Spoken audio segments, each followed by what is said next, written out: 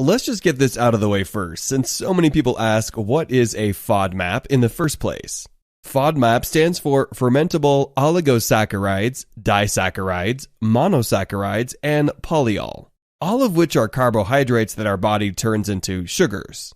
Unfortunately, however, most people don't digest these carbs very well, and it can often cause some distress for people with afflictions like IBS.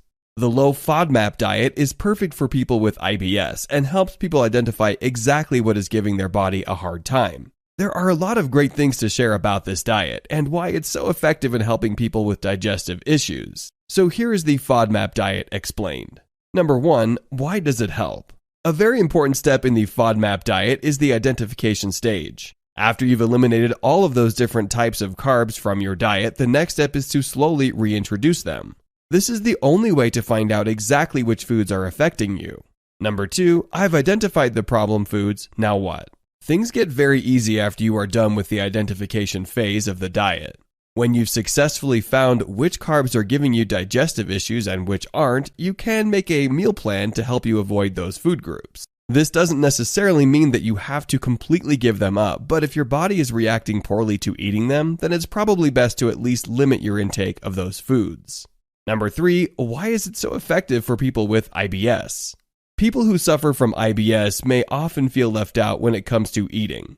But this diet was designed 100% with that group in mind. This diet, as you may have figured out by now, is more of a testing period for you to identify issues with the foods you're giving your body. People with IBS ultimately are suffering from their bodies having a hard time digesting certain foods. And so, of course, they are going to get a lot out of this experience.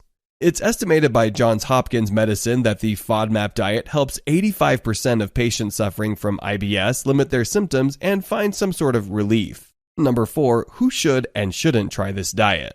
The FODMAP shines because it's useful for anyone looking to get a better grip on their digestion. But obviously, there are still people that have an easier and a harder time. This diet isn't meant to be a weight loss diet, but obviously many people do lose weight simply because so many of their staple foods are being taken away. As a result, you should be careful if you are underweight and attempting the FODMAP diet, as it can further push your weight into potentially unsafe territories. This diet is science-based in many ways and can be difficult enough to do on its own without also having to worry about keeping your weight healthy. Number 5, can I do this diet on my own? You can definitely do this diet on your own if you choose, but you may have a difficult time if you don't have the dietary background that the FODMAP almost requires. The best way to get this diet started is to consult your doctor, ensure that you're okay to attempt it, and then follow their guidelines. You're going to have to eliminate some foods that may feel hard to replace, but it's really important that you are able to identify what your body needs, either on your own or with a professional. A doctor can also help troubleshoot problems you're having early on, as well as explain all of the different types of carbs and how you can identify that sort of thing on your own. Number 6, what am I eliminating and what can I still eat? The main thing removed with the FODMAP diet is prebiotics. Part of the reason that this diet is geared toward people with IBS is because prebiotics are actually not bad for you and can help improve a healthy person's gut health.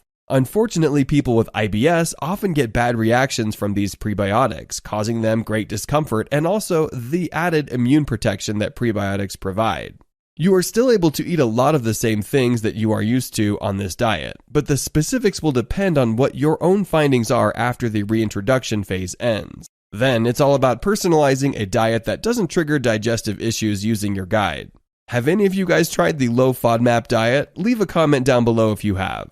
Here are 2 more videos you might find interesting. Feel free to choose the one you like. If you enjoyed this video, give it a like and share the video with your friends. And for more interesting videos on health, subscribe to the channel.